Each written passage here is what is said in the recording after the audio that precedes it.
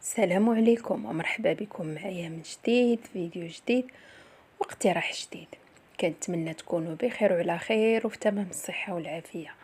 اليوم ان شاء الله غادي نحضر معكم بسبوسة بدون بيض ولا حليب، اقتصادية، كتجي رائعة لا في الشكل ديالها ولا في المذاق. بلا ما نزيد نطول عليكم اكثر من هكا، ندوزو المقادير وطريقة التحضير.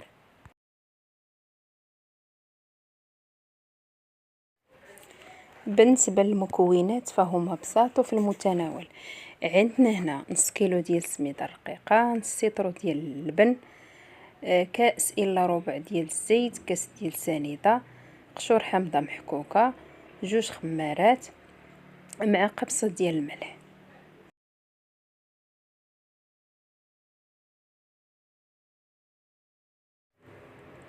في اناء غادي ندير 4 الكيسان ديال السميده الرقيقه مع كاس ديال سنيده وجوج خمارات ديال الحلوى، وغادي نسمها بقشور حامضه محكوكه بلا ما نساو واحد الرشه ديال الملح.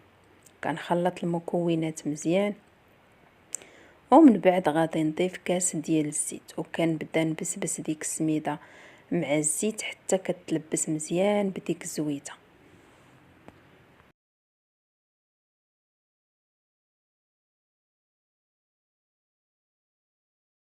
صافي في هذه المرحله غادي نضيف نص ديال اللبن.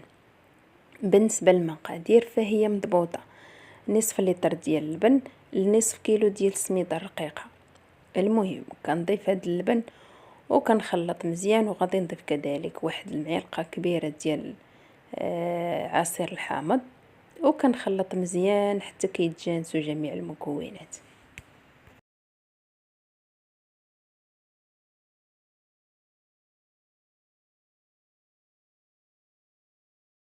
بالنسبه للمول فغادي نستعمل المقله الثقيله اللي دهنتها من قبل بالزبده ورشيت عليها رشيتها مزيان بالسميده باش ما تلتصقش ليا وتحيد بسهوله. ضروري تدهنوها في الاول قبل ما تبداو في الوصفه باش السميده ما تشربش لينا داك اللبن وتجي ناشفه.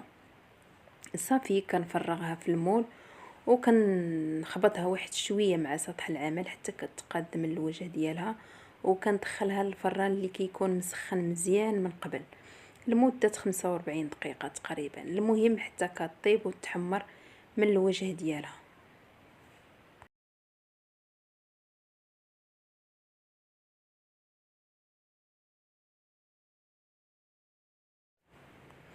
ها هي البسبوسه ديالنا بعد ما خدت الوقت الكافي ديالها في الفران وطابت من التحت وتحمرت من الوجه ديالها. غادي نقلبها في طبق التقديم وهي باقا سخونه. غادي ندهنها بالمربى ديال الحلويات، كندهنها مزيان بجوج معالق كبار باش تجيني بحال الا مسقيه، وحيت هي باقا سخونه راه كتشرب مزيان داك المربى.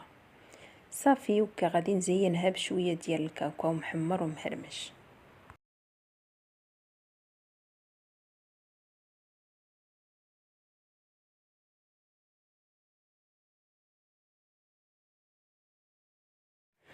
وكيكون هذا هو الشكل النهائي ديال البسبوسه ديالنا. كيف كتشوفوا راه كتجي اكثر من رائعه، واخا نبقى نشكر فيها ما غاديش تعرفوني علاش كندوي حتى تجربوها ان شاء الله وردوا عليا الخبر. والاهم من هذا الشيء كامل انها كتوجد دغيا وبمكونات قليله. يجي عندك شي حد تصايبيها وما تجي فين تبغي تشربي كاس ديال اتاي حتى تكون وجدات. غادي نقسمها معكم باش تشوفوا معايا الشكل ديالها كيف كيجي من الداخل. انا هنا قطعتها قطع كبيره على حسب التصوير، وانتم راه ممكن تقطعوها حتى ل 12 قطعه.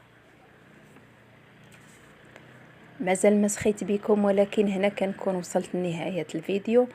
كنتمنى الاقتراح ديال اليوم يعجبكم وينال رضاكم. تلاقى بكم في الفيديو الماجي باذن الله، ومن هنا لتما خليت لكم الهنا اللي ما يفنى. مع السلامه.